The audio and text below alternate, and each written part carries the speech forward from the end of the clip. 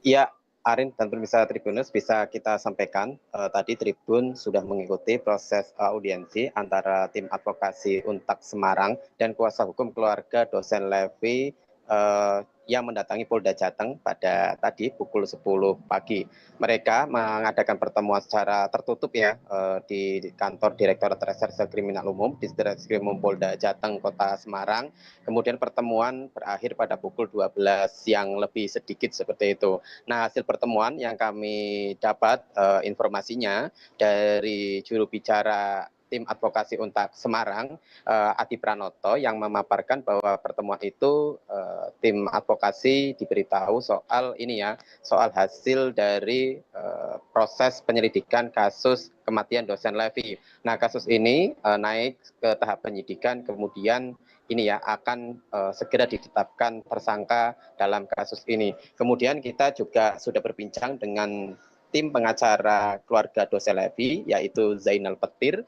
Dia mengatakan bahwa saat ini atau dalam pertemuan ini tim kuasa hukum diberitahu soal kronologi peristiwa kejadian kematian dosen Levi. Nah, tim hukum atau tim advokasi ini juga mendapatkan keterangan bagaimana AKBP Basuki ini mondar-mandir sebelum kematian dosen Levi yang meninggal dunia pada Senin 17 November lalu. Nah, dari pertemuan ini tim advokasi maupun tim hukum semakin yakin atau semakin menemui titik terang bahwa kasus kematian dosen Levi ini akan segera terungkap. Begitu, Arin.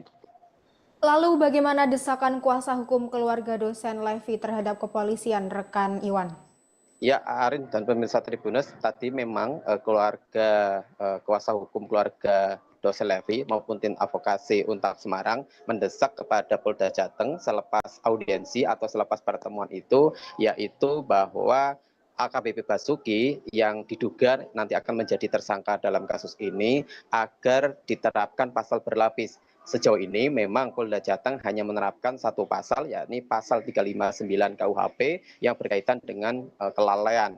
Nah, menurut Zainal Abidin Petir, kuasa hukum dari keluarga dosen Levi, menerangkan kalau hanya satu pasal ini, AKBP Basuki bisa saja lolos. Karena apa? Karena ini ya, kelalaian itu bisa terbantahkan ketika hasil analisis dari dokter forensik keluar. Nah, sejauh ini memang hasil analisis dari dokter forensik belum keluar. Nah, ditakutkan oleh kuasa hukum ketika hasil itu keluar nanti bisa menggugurkan penerapan pasal yang diterapkan oleh penyidik di Ditreskrimum Polda Jateng, yakni pasal kelalaian. Begitu desakannya, Arin. Apa alasan Polda Jateng belum menetapkan AKBP Basuki sebagai tersangka, rekan Iwan? Ya, AKBP Basuki memang sejauh ini belum ditetapkan sebagai tersangka dalam kasus kematian dosen Levi ini. Kekasih dari dosen Levi ini hanya sementara ini hanya dipatsus ya atau ditahan di rutan Polda Jateng sampai 8 Desember 2025 mendatang.